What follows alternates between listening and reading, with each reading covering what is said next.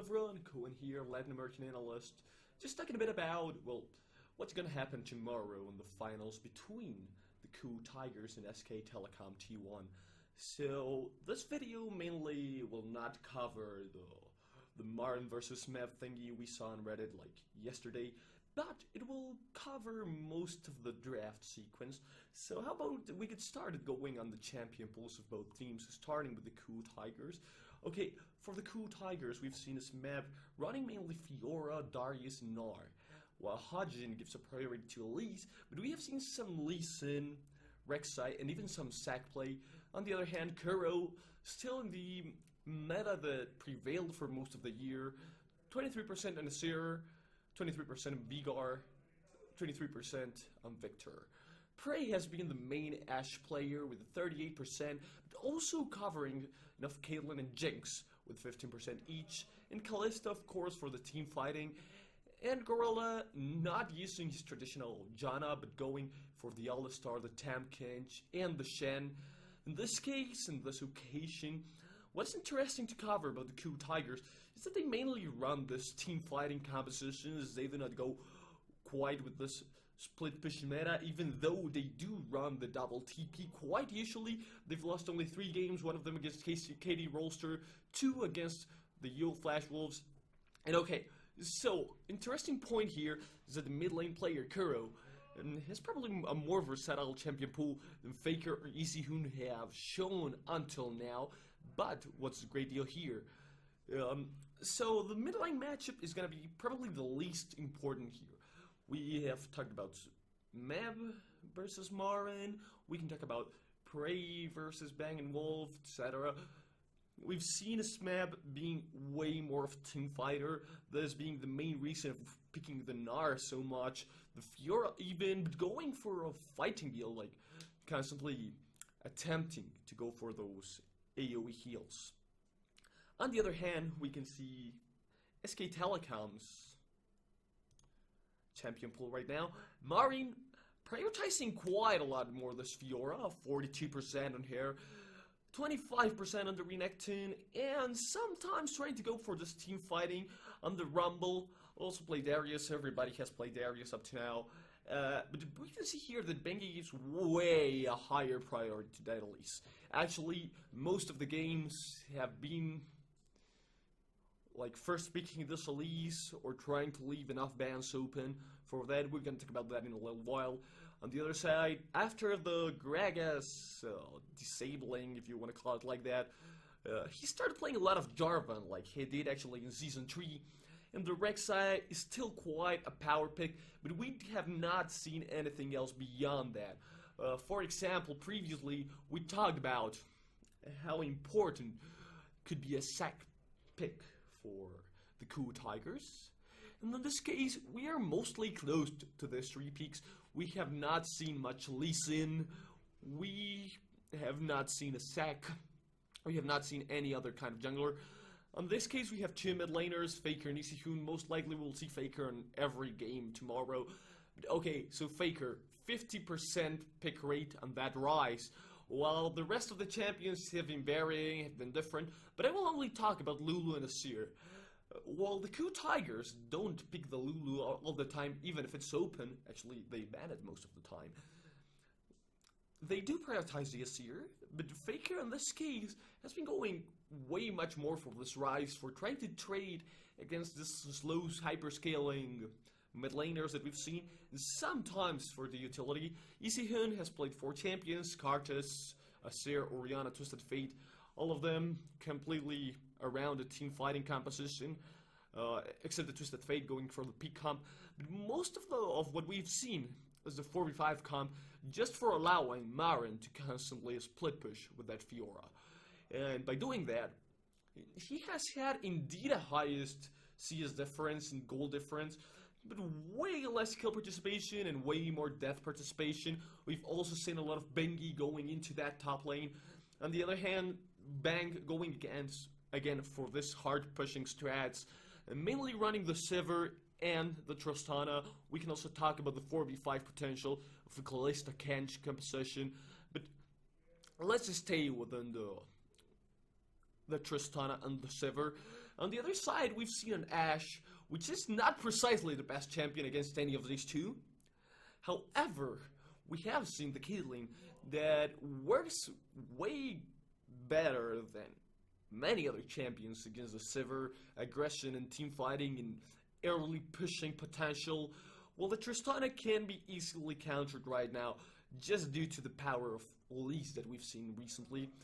The supports have mostly been prioritizing Alistar in both cases, but we do see the Shen again for this split pushing. Oh, so you want to see Marin die? Then go have a Shen right in the face, and the Tahm-Kench just great for protecting any hyper carry. We don't see real hyper carries here, but still pretty good protection mean, and also with the same pick rate of the Callista. Okay, so going over this, now let's jump a bit into the standard banning phase and the first and last pick of the players. I'm not gonna go through the full rotation of the draft, just the first and last thing, because else we will have like tons of minutes of a video. So, let's go. The top 3 bans for each team. SK Telecom T1 has been prioritizing, well, both of the bans are the same actually, but what's the deal here?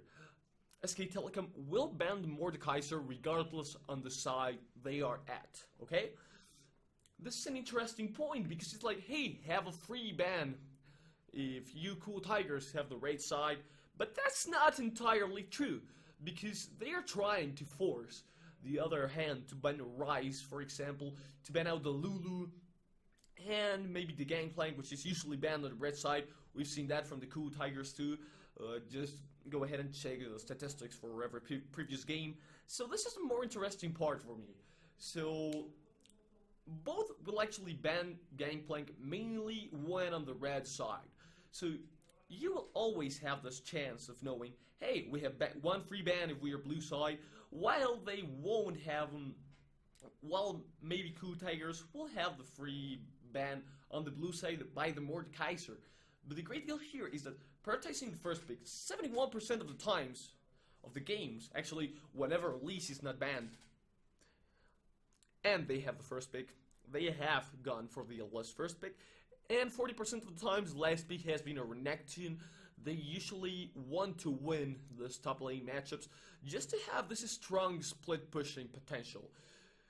So the main idea behind SK Telecom's banning phase is leaving 3 or more power picks open when they are on the red side. This with the main objective of, okay, maybe you won't want to have the Elise as the blue side enemy, but you will get the Lulu completely for free, and we will take Elise and Fiora, for example, or any priority pick from the ones we've saw in the previous slides.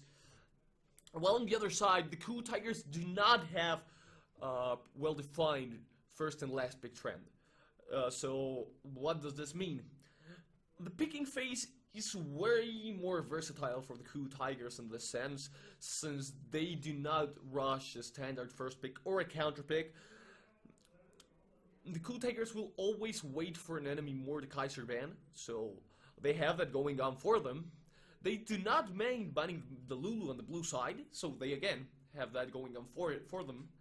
But the great problem about the KOO Tigers is that they fear having this directed bans on the red side. And this is a strong point for drafting for SK Telecom, since the Ryze has been like by far one of the most important picks that we've seen here. So you will force a red side Ryze ban, or you will go with the traditional KOO Tigers strat of just going for the Lulu Gangplank bans on the red side. They are not very dynamic when banning. They are quite dynamic when picking, but usually you only see these counter pick bans when the KOO Tigers have the blue side, while SK Telecom doesn't mind going fully aggressive. So these are the main points. Now, coming back to the games. This will be a best of 5 series. I honestly haven't seen the coin toss since I've been preparing this video, so I don't really know who will have the first game, but this will be quite defining. Since Blizzard have this great advantage here, and we've previously seen that the more games the KOO Tigers get to have on the blue side, the better for them, just in terms of picking and banning. The KOO Tigers will highly depend on getting this blue side for winning games, while SK Telecom, just for these draft strats, might not need that. So where am I going? Back again to the champion pools.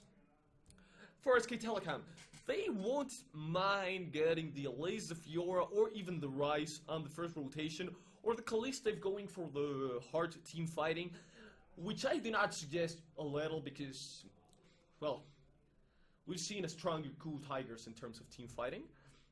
So they have a way more power picks open, and even more when they're on the blue side, knowing the super passive betting strat from the KOO Tigers.